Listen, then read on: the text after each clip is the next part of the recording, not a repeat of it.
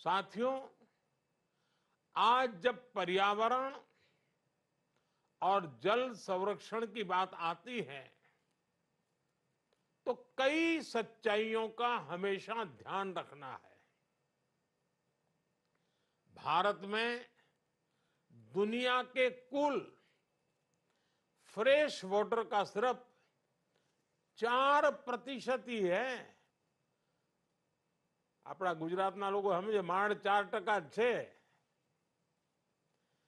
कितनी ही विशाल नदियां भारत में हैं, लेकिन हमारे एक बड़े भूभाग को पानी की कमी से जूझना पड़ रहा है। कई जगहों पर पानी का स्तर लगातार गिर रहा है। क्लाइमेट चेंज का और ये संकट को और गहरा रहा है।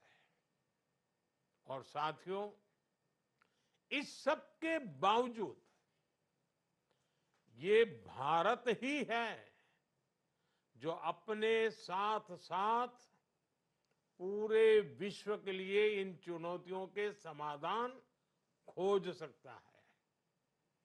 इसकी वजह है भारत की पुरातन ज्ञान परंपरा।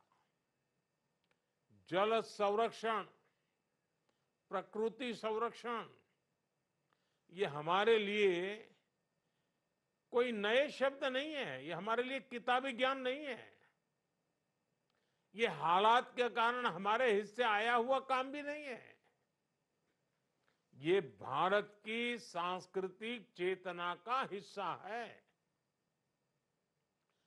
हम उस संस्कृति के लोग हैं जहां जल को ईश्वर का रूप कहा गया है, नदियों को देवी माना गया है, सरोवरों को, कुंडों को देवालय का दर्जा मिला है।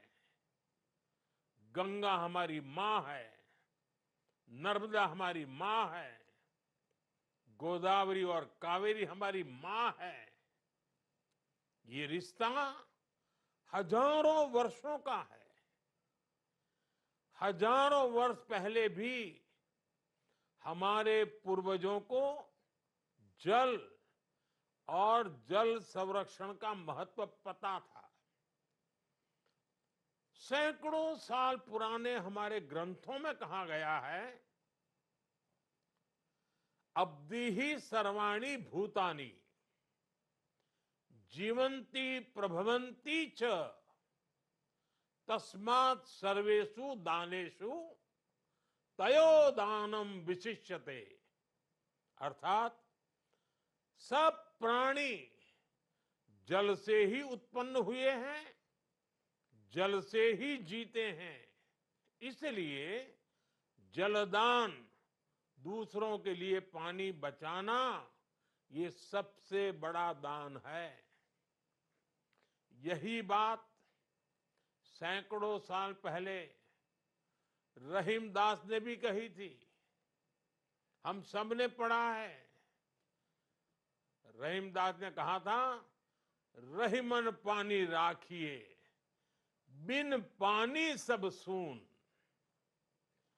जिस राष्ट्र का चिंतन इतना दूरदर्शी और व्यापक रहा हो, जल संकट की त्रासदी के हल खोजने के लिए उसे दुनिया में सबसे आगे खड़ा होना ही होगा।